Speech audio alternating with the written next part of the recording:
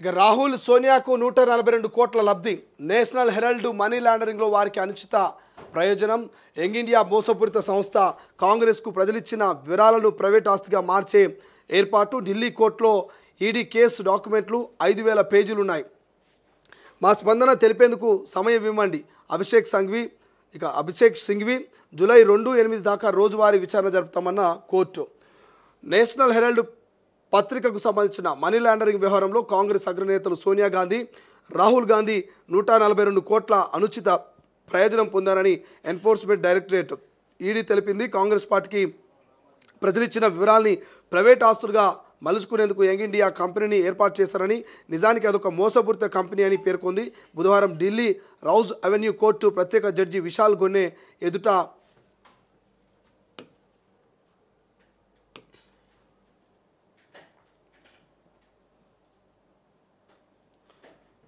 ఎదుట తరపున అదనపు సోలిసిటర్ జనరల్ ఎస్వి రాజు వాదనలు వినిపించారు. నేషనల్ హెరాల్డ్ పత్రికను ప్రచురించే అసోసియేటెడ్ జర్నలిస్ట్ లిమిటెడ్ దానికన్నా 2000 కోట్లు ఆస్తులపై నియంత్రణ కోసం 2010లో యంగ్ ఇండియాను కంపెనీ ఏర్పాటు చేశారని తెలిపారు. 2023 నవంబర్లో దాని ఆస్తులు జప్తు చేశామని, అప్పటి వరకు అంటే 13 ఏళ్ల పాటు ఆయా ఆస్తుల్ని అనుభవించారని, అద్దెల కింద 142 కోట్ల ఆదాయం అక్రమంగా పొందారని పేర్కొన్నారు. కేసు డాక్యుమెంట్లు 5000 పేజీలు ఉన్నాయని, తమ స్పందన తెలియజేసేందుకు సమయం ఇవ్వాలని రాహుల్ సోనియా తరపు సీనియర్ న్యాయవాది అభిషేక్ మన్ సింఘ్వి కోరారు. దీంతో కోర్టు విచారణను జూలైకి వాయిదా వేసింది. జూలై 2-8 వరకు రోజువారీ విచారణ జరుపుతామని వెల్లడించింది. నేషనల్ హెరాల్డ్ ఏజేఎల్ ఆస్తులకు సంబంధించి బీజేపీ సీనియర్ నేత సుబ్రహ్మణ్య స్వామి ప్రైవేట్ ఫిర్యాదు చేశారు. ఢిల్లీ మెజిస్ట్రేట్ కోర్టు 2014లో దాన్ని పరిగణలోకి తీసుకుంది. దాని ఆధారంగా 2021లో ఈడీ కేసు నమోదు చేసి దర్యాప్తు ప్రారంభించింది. గత నెల 9న ఛార్జ్ షీట్ కూడా దాఖలు చేసింది. తనకు తన కుమారుడికి లబ్ధి కలిగేందుకు ఏజేఎల్ స్వాధీనంలో కాంగ్రెస్ అధ్యక్షురాలిగా తన పదవిని సోనియా గాంధీ దుర్వినియోగం చేశారని ఈడీ వర్గాలు తెలిపాయి. ప్రజాధనాన్ని ప్రయోజనాలకు మళ్లించుకున్నారు.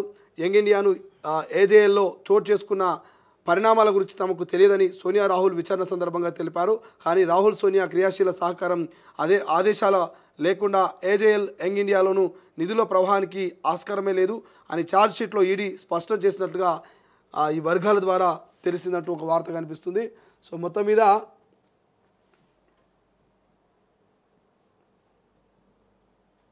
మీద నేషనల్ హెరాల్డ్ కేసుకు సంబంధించి మనం ఇక్కడ చూస్తూ ఉన్నాం.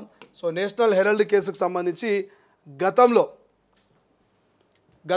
రాహుల్ గాంధీ మీద, సోనియా మీద ఈడీ ఛార్జ్ షీట్ దాఖలు చేయడం మనం చూస్తున్నాం. పెద్ద ఎత్తున దేశవ్యాప్తంగా కాంగ్రెస్ నేతలు ఈడీ ఆఫీసుల ముందు నిరసన వ్యక్తం చేసిన పరిస్థితి మనం చూస్తున్నాం. ఏదైతే నేషనల్ హెరాల్డ్కి సంబంధించిన ఒక పత్రికకు సంబంధించి మరి దాదాపుగా 142 కోట్ల రూపాయలు మరి రాహుల్ గాంధీకి, సోనియా గాంధీకి లబ్ధి చేకూరింది. మరి ఈ నేషనల్ హెరాల్డ్కి సంబంధించినటువంటి మనీ లాండరింగ్లో మరి కొంత చేతులు మారిన డబ్బులు అనేటువంటి నేపథ్యంలో మరి యంగ్ ఇండియా మోసపూరిత సంస్థ ఏర్పాటు చేసి ప్రజల నుంచి వచ్చినటువంటి విరాళాలు ఏవైతే ఉంటాయి, ఈ విరాళాలన్నీ కూడా యంగ్ ఇండియా ద్వారా మరి మార్చుకునేందుకు ఆ డబ్బులంతా కూడా మరి యంగ్ ఇండియాలో పెట్టి మరి ప్రజల విరాళాలని మరి కొట్టేసే ప్రయత్నం చేసింది కాంగ్రెస్ పార్టీ అగ్రనేతలు అనేటువంటి ఒక ఎలిగేషన్స్ తోటి మొత్తం మీద అయితే ఈడీ ఛార్జ్షీట్లో పేర్లు దాఖలు చేయడం. సో ఇటు రాహుల్ గాంధీ అదేవిధంగా సోనియా గాంధీకి సంబంధించినటువంటి ఎవరైతే అడ్వకేట్ ఉంటారో అడ్వకేటు అభిషేక్ సింఘ్వి మాకు కొంత సమయం కావాలి దీని మీద వివరణ ఇవ్వడానికి అన్నప్పుడు నేపథ్యంలో ఈడీ జూలై 2 నుంచి 9వ తారీఖు దాకా జూలై 2 నుంచి 8వ తారీఖు దాకా రోజువారీ విచారణ ఖచ్చితంగా ఉంటుంది, హాజరు కావాలని చెప్పినటువంటి పరిస్థితి. అంటే ఇంకొక 40 రోజుల టైం ఉంది. 40 రోజుల్లో మరి 5000 పేజీలకు సంబంధించినటువంటి 5000 పేజీల